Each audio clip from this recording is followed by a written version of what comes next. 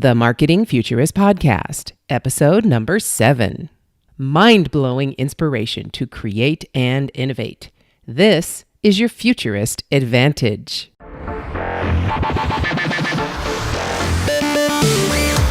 Welcome to the Marketing Futurist Podcast, where your hosts, Mary Catherine Johnson and Kelly Garrett, chat with innovators who are keeping the human in marketing while driving the future of tech to give all of us a futurist advantage. You know who I am, Mary Catherine. You know who Kelly is. And I get to introduce you to an amazing gentleman that I met a couple of months ago. And I'm just so blessed to know. So welcome to the conversation, Dmitry Dumik, who is the CEO of Chatfuel. Hello there. Hey, Mary. Hey, Kelly. Thank you so much for having me. Such a pleasure. Yeah, we're excited. We're very excited because you know that Kelly and I are very, very deep in bots and messenger and marketing, and it is basically our lives right now, just like it is yours. So give us an introduction, a basic introduction of yourself, your company, and a little bit of kind of what life events brought you here. So my name is Dmitry, as you said, the CEO of Chatfuel. We started the company 2.5 years ago, before chatbots were cool, on Telegram, which is another messaging platform that opened their API before Facebook. So it was on 22nd of June 2015 that we got into the space. And at that time, we started with a bot store. So it's like an app store for bots on Telegram. And then we noticed that, certain trends say that people actually like to create chatbots, and there's like a lot of desire to create chatbots. So we came up with a platform that would allow anyone to create their own chatbots, which was something that turned into Chatfuel much later on. And then we also had an ad network on top of, together with these two pieces, so that, it kind of, it was sitting on top of Telegram platform, and it was very well integrated, like with the whole ecosystem. And that's what we did on Telegram, and we got accepted to Y Combinator, which is a startup incubator, pretty popular one. We got accepted in 2016, and we graduated in early 2016.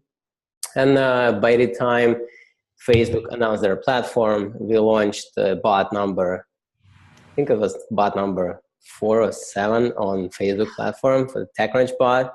And since then, we were like full on concentrated on Facebook because, obviously Facebook is such a great opportunity, and it's a fantastic channel for every business to connect in a whole new way with their consumers and customers.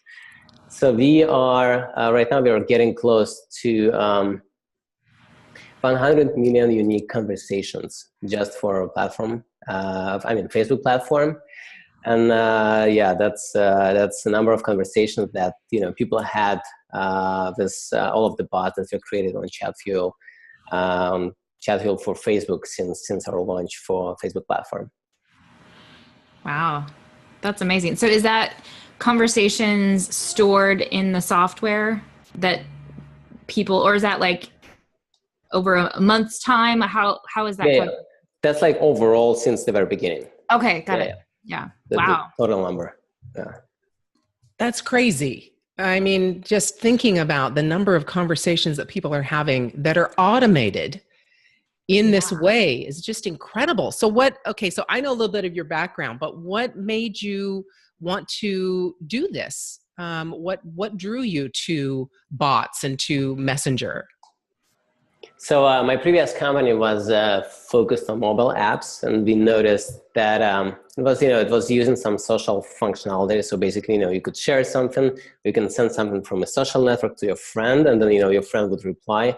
And we noticed that this functionality is something that people are never bored with, because having the ability to communicate with another human has this infinite potential of keeping us excited, engaged, and interested in what's going on. And I was like, oh my God, it's such a beautiful platform. And I was looking into something that, where we can scale it, because if you think of social network, it's pretty limited in terms of the functionality that is available. Now, if you build on top of the, messaging platform, it's completely different. So I was looking into this space, and again, the same exact day when, Telegram opened up their API, I gave a call to my co-founder. It was like late night for him in Moscow. And I told him, hey, wake up, we got to build something. So I was like, immediately, I realized like, I want to be, in this space. And together with that, I have this feeling of like, imagine yourself maybe like 20 years ago when email was something, and we were like, that's pretty cool. But I have like, that's unlikely a lot of people will use it, because like not everyone have computers at home or like whatever, right? And that that's exactly the situation we're in right now. We are, and it's, it gives me shivers when I think about like in what this space is turning and what are the opportunities that are hidden out there. And it's just so exciting to be able to make an impact space and help the space develop. So when you said what's out there, and it makes you so excited and gives you the shivers as to what's possible. Yeah, it is. Okay.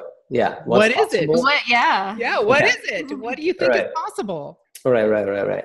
So for me, the main difference between currently existing channels of communication, which are email and social media, is that they do not have this notion of intimacy, of personality. So basically, when someone is talking to you on Instagram, they're talking like one to many. Same on Twitter or same on Facebook. Now, if you go into email, it is one-on-one. However, it feels disconnected because there is certain friction. When you write an email, you have to, you have to follow some formal rules that are established.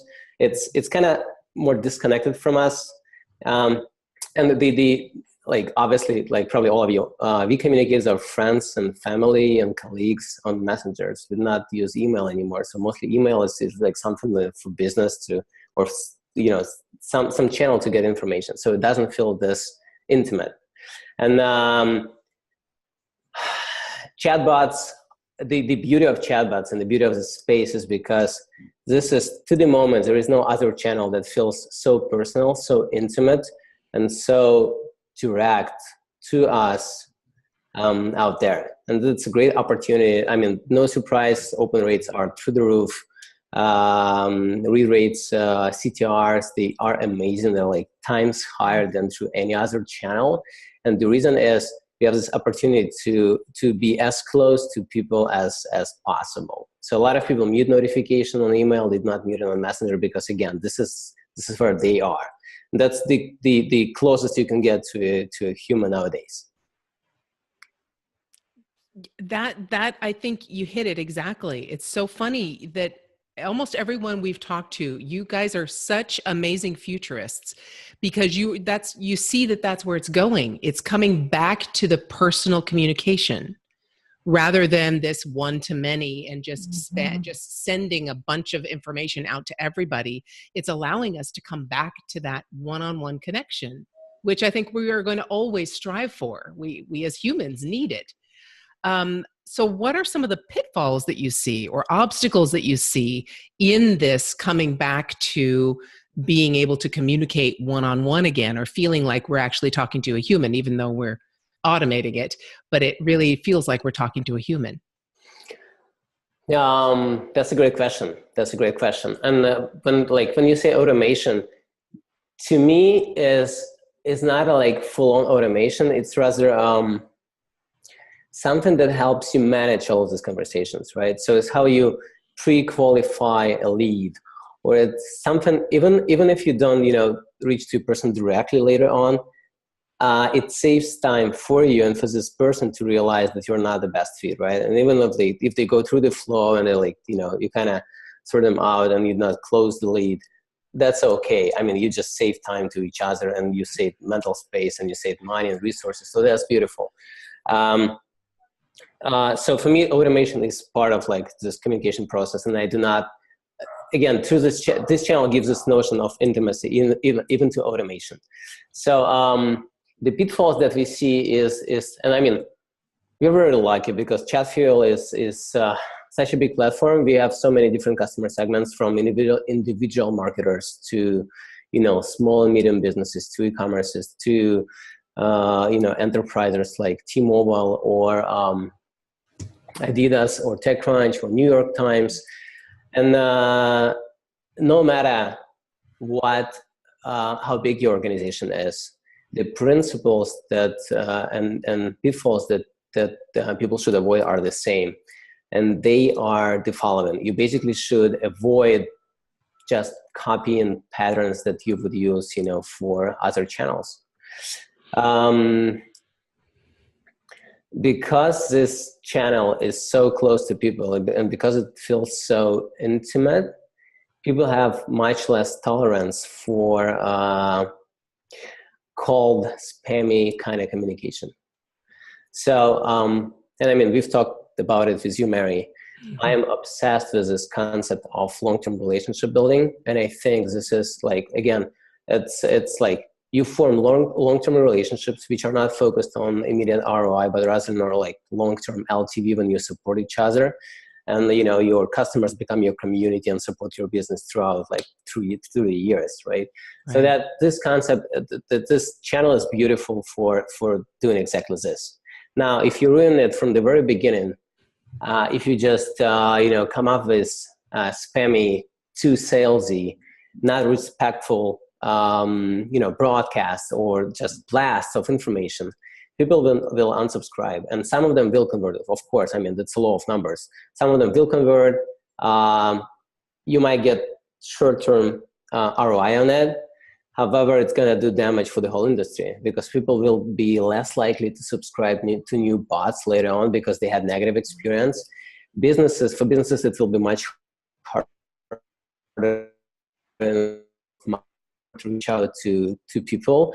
And for, so it's like, it's not negative for everyone. So that's the biggest pitfall to avoid is use this unique channel and make sure that your communication is personal, so you know exactly who is the person you are talking to. So you don't have to, so what it that they're looking for, right? And it's going to be good for you because you're going to get higher conversions. And it's going to be good for them because they're not going to be bothered.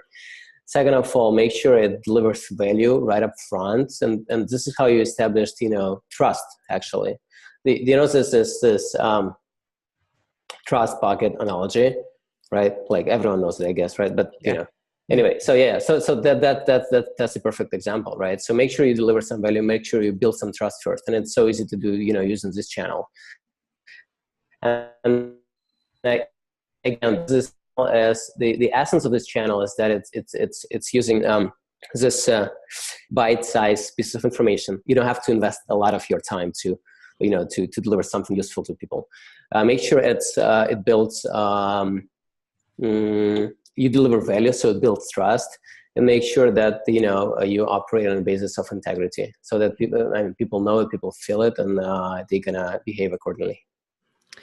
I think that's so cool and key how you talk about whether you're a big business or a small business, all of these things still apply. And it's really interesting that you've noticed that on your platform, that they all have the same, as long as we all follow those things, we'll be fine. And so I think that was interesting. I was going to ask you, how has it been to build this platform for different size businesses? Because I don't know a lot of software tools out there that are able to successfully kind of meet both.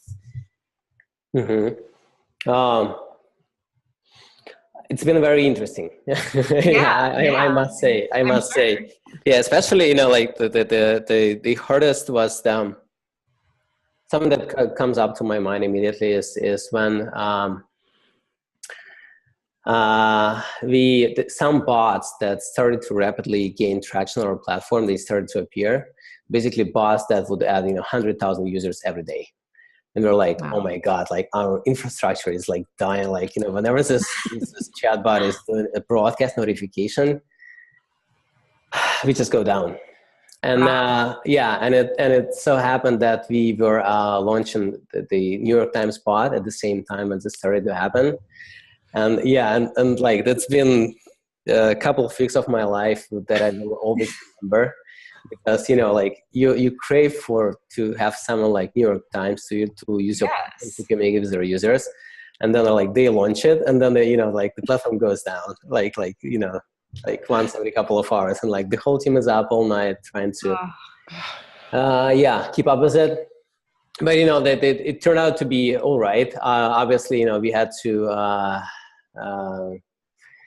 work overnight to get these issues resolved, but it helped us gain this unique experience. And I have not heard of any other platform out there that is able to power bots with millions of users. To my knowledge, we are the only one platform with bots that have like millions of users. And we work with the stability that we have and the amount of resources that we had to invest into our infrastructure is enormous. But then again, it's if you think long term, obviously stability of the platform, reliability of the platform, and most important, scalability. Because if you plan to grow a business, and if you plan to have like hundreds of thousands and millions, hopefully millions of users, it's super important for you to make sure that you can rely on the platform and you can grow your business on something that is ready for it.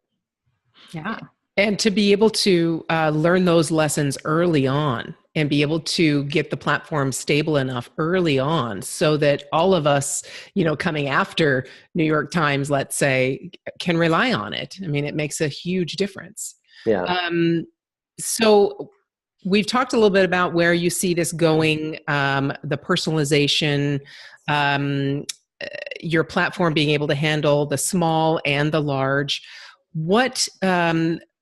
How can we, as marketers, looking at your tool that has helped us, it's still so new, and has so much potential. How can we, as users of your platform, prepare for what's coming? I mean, obviously you can't tell us things you're working on and things that are proprietary and all that stuff, but how can we prepare for what's coming in Messenger and specifically from Chatfuel? Mm-hmm. I have two answers. One is short term and one is long term. Long term is more like the strategy kind of advice, and it is the following. When I look in my inbox, and I'm extremely sensitive when it comes to my inbox, because I have so many things trying to get my attention. So my email inbox, and I mean it's been around me for decades, right? When I look at it, the only types of communication that I leave are those transactional emails that I cannot live with, like receipts and all of that. They are automated. They go into certain folders, but just for my records. The other ones that I left, like marketing focused actually communication that I left, are those that from brands that gain trust, and those who try to establish something more than just sell something, get something right away, and they are still sitting in my inbox. So that was a defining point for me when I was like, okay, so where should we focus our platform? And obviously as a tool, your platform can be used in so many ways, but like, what are the things that we're going to focus on, and what are the things that we believe in, and what are the things that we're going to implement throughout our features, and then what are the cases that we want to see on our platform as those that are focused on this long-term communication, on building this relationship. So just to sum it up, we believe in long-term relationship and this channel is the best opportunity out there since the day zero, right? Yeah. Out there, these it's so personal, and I believe like all of us, we should be responsible for making sure that this channel doesn't die the way it happened with email. And if you respect the audience, that our businesses will win, customers will win, and also if you think about platform, like think about Facebook, right? They completely own this channel. Unlike email, which is distributed, this channel is owned by one particular company. And their main goal, long term, is to make sure that their people are happy. And if they see that the channel is being abused, they're gonna. And again, I'm not that's my pure thinking. That's not something that I got from Facebook, but some logic that happened to that I happen to have. If they see that this channel is becoming too abusive for people, they're gonna enforce some more strict rules that all of us will suffer from. So, to me, it feels like focusing on long term, and it's so easy using this channel, building this relationship, delivering value, being as personal as you can be, is the way to go. And out of this big vision, we break it down into immediate features, exact features that we are launching on our platform. So how you can be more personalized, how can you get more information about the user so you don't have to buzzer this user, several times, right? And like, what is the best time to send a notification so that, most likely this user is, will respond or read or engage with. So this kind of stuff, it breaks down into the exact feature that we implement on our platform. And for the short term, what I realized is that I cannot foresee the future. The only way to know what we should build is those things are based on the ideas that we get from our users, okay? Because we as a platform, we do not know your business, and I'm talking to all of the people that are listening here right now. We do not know your business. And obviously you've been in your business, for months, maybe years, maybe decades, and all of that needs to happen in there. Now, what we found to be the most successful experience is that, when you come with your expertise and experience and you build something on the platform, and you feedback back to us saying, hey, this is what worked. And we think how we can make it better and easier to use for you and simpler to use for you. So it's like one click instead of 10. So please keep the feedback coming. We're very open. My email, hit me up on Messenger. m.me/Dumik. Or if you prefer a more traditional way of communication, it's d@chatfuel.com. Would love to hear your ideas, and let me know if you have questions. Amazing. Yeah. So what I hear you saying, and please, everyone in the audience, hear what Dmitry just said. We basically drive the future.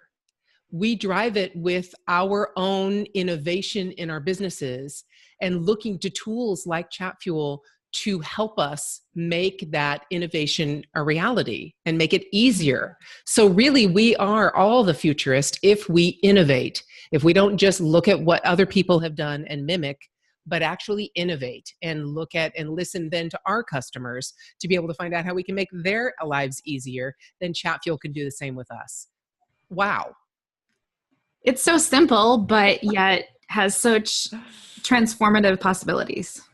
Yeah. And it's so much fun. I mean, so much fun. and I mean, when you realize that you're not just, trying to figure out something, but you're actually building the future, it gives you a lot of fulfillment, right? Like, what are the things that, it gives it, and this fulfillment is very enjoyable. Makes a lot of sense. So it's not only about money, it's something, beyond money.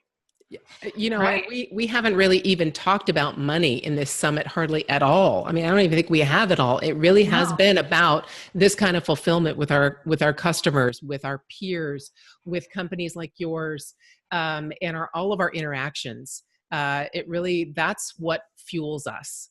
The money is obviously a benefit and something we need to live and survive and be free and all those things. But really, the fulfillment is ultimately what it comes down to. So now with that in mind, I've got to ask you one more question that kind of takes away from fulfillment and puts us in a place where, let me just ask it. What really bugs you? And I have a feeling I know the answer to this, but what really bugs you about this industry, about marketing and the possibility of using Messenger and future, and how your platform is evolving? What just really drives you nuts? So you were breaking up a little bit, so I missed half of your question. If you can repeat it, that would be fantastic. Yeah, you bet. What drives you crazy? What drives you nuts about this industry and about marketing? That's a great question.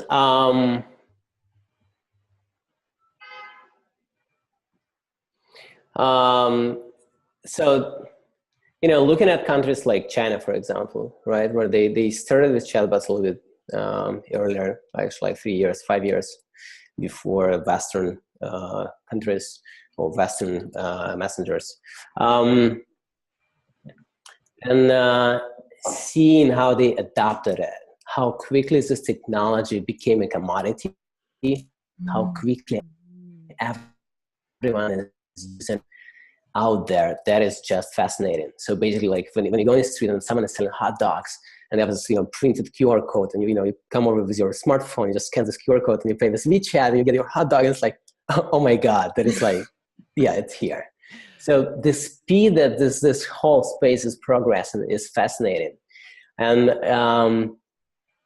if you invented a car, it would take you 100 years to see how how this, maybe not 100, like 50 years to see how this whole technology is adopted by so many people and how it has transformed so many lives. In here, it happens over a span of 2-3 years, and this is what we're going to see over the next 2-3 years. Every single business will have this channel of communication open. It's going to be such a commodity like email nowadays, or a phone number. And to me, it's such an advantage of over what we have right now. So right now, when I have to call a company and have my question solved, well, first of all, I have my accent, which is not a problem for many of you here. But it's like an extra friction. But then it's still like synchronous communication in the audio controlled environment. We're like 21st century, and there's like a lot of friction, and no one is happy about it, because I have this, when I have to call someone, I have this negative perception right up front, because, it's either going to be, a conversation I have to handle, or, I'm going to end up with, having this IVR that I have to listen to the end, and I'm not getting all of the options right up front at my face, so I can quickly go through them, and everything is so fast, and I feel like I'm wasting my time right now, being on the phone. And right now, what is it? 57% of consumer to business communication in the United States happens over the phone. So yeah, it's somewhere within this ballpark. I do not remember the exact number, but it's somewhere within this ballpark. And what drives me nuts is basically the speed with which this technology is going to be adopted, and people will start using it, and business will have this channel of communication, so that we can the lives of everyone can be simplified. And we are just getting started here. Basically, when we talk marketing is just an entry point. It's like when you let's say there's an e-commerce business, right, and you offer them to go experiment with chatbots. They start with simple marketing communication, but then later on they realize, okay, it's such a great channel and I can do more through it. So for example, all the way to closing my transaction, so basically being able to pay through the messenger, and it's not at all out there yet. Technology is there, but the adoption is not there. So what we're going to see over the next 2-3 years, the adoption of this technology and simplification of life processes, and everything's going to be more streamlined. And marketing is just an entry point for a variety of experiences that will happen within Messenger. More group use cases when we can get together, agree to buy something, invite a bot from Whole Foods, get our shopping list, pay for it, all within the same medium, all within the same context. Or think about e-commerce transaction nowadays. So you have different mediums. So you communicate through email, and then people have to click, they go on your website, and it's completely different experience that looks different from where they got this invitation. So that they have to spend time, mental energy on shifting the context between those two mediums, versus chatbot, where when you started with an entry point, they're like, that's something I want to do, buy, or experience, and they proceed within the same medium, the same context. They finish the transaction there, and that's it. And again, you can re-engage with them later on, ask for their feedback. That is so cool. Yeah. I can't even imagine. I have not visited China, so I have no idea, but I know I've heard those same kinds of things. And I love what you said about the mental energy you have to use when you get an email about something and then you visit the website and it is totally different. I've never even thought of it that way. but because it's my website and I know it intimately because I probably helped build it, it's totally fine for me. But some other person has no clue. All of a sudden they pop up on my site and there's a pop-up there, or there's an image here, or there's whatever, things flashing at them, whatever. You're right. It takes a certain amount of mental energy to consume that, to get back into the frame of mind that they need to buy something. Mm-hmm. And there is very direct correlation between ease of cognition and action. Kahneman, who's got his Nobel Prize in 2002, there's an amazing book for this topic, which I highly recommend. It's called Thinking Fast and Slow.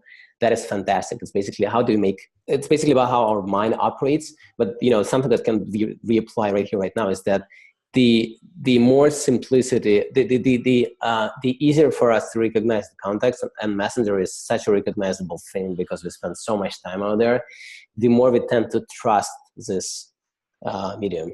So it's like they had an experiment when they gave to two groups of investment bankers two different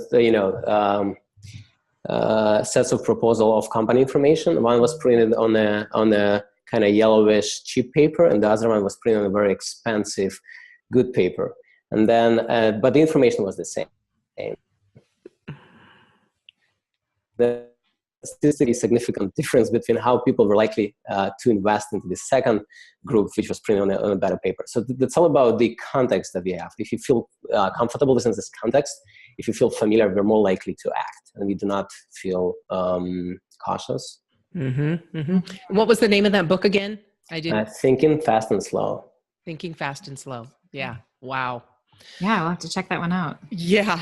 Well, especially because it's so true. I mean, we're animals, we're creatures. We are familiar with certain things and not familiar with others. And it definitely impacts the way we act and the way we interact.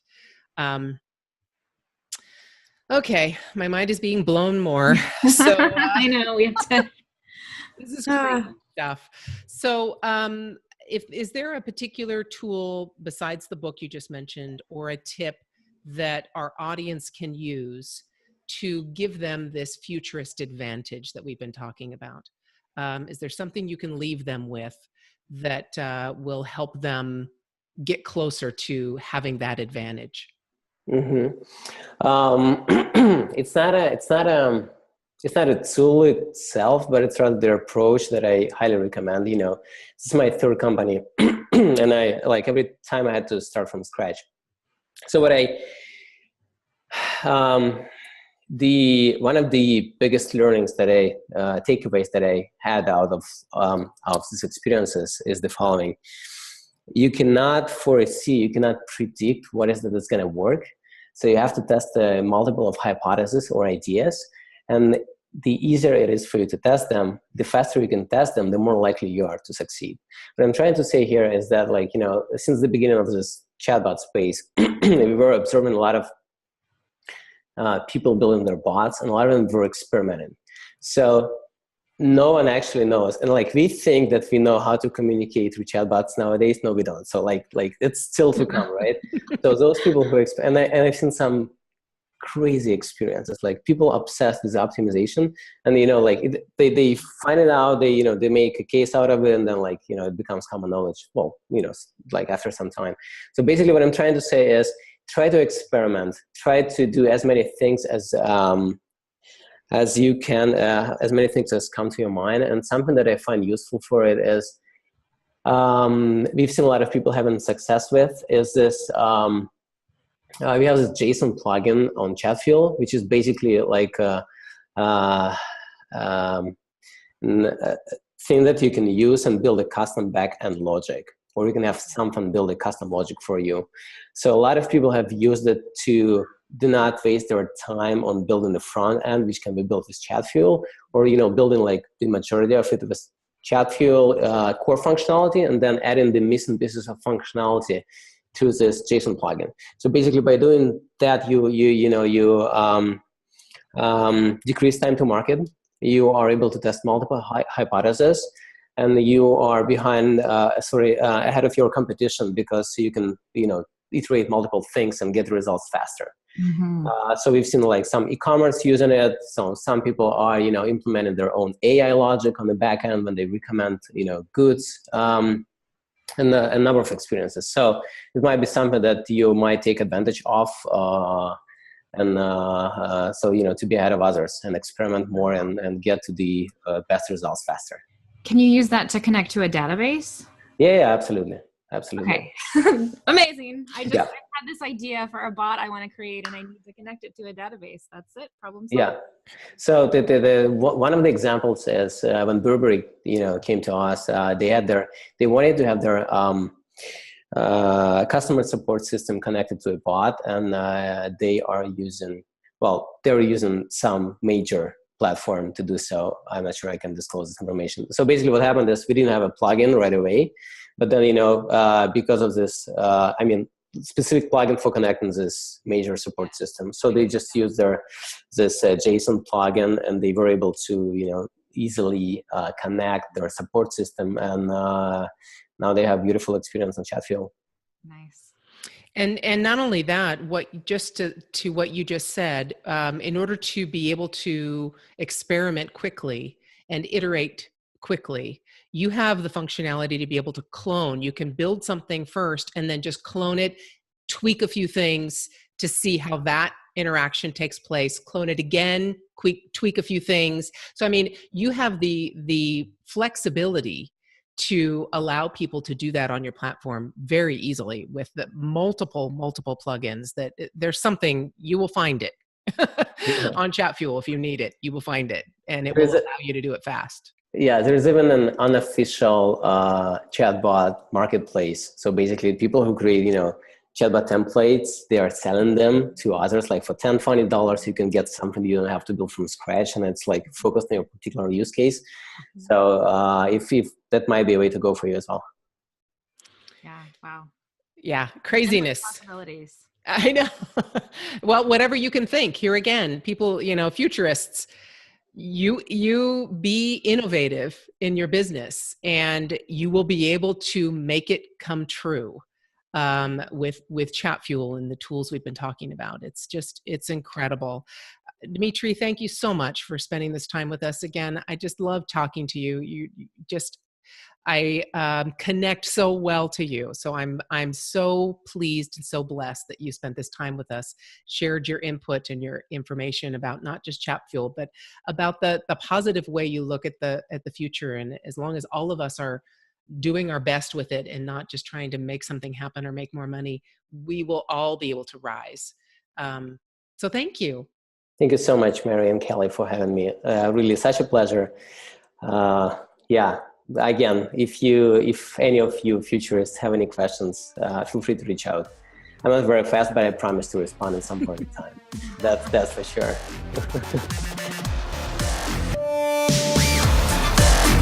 Get your Futurist advantage by joining our Facebook group at marketingfuturist.co/group, and tune in for our next journey into the future of marketing.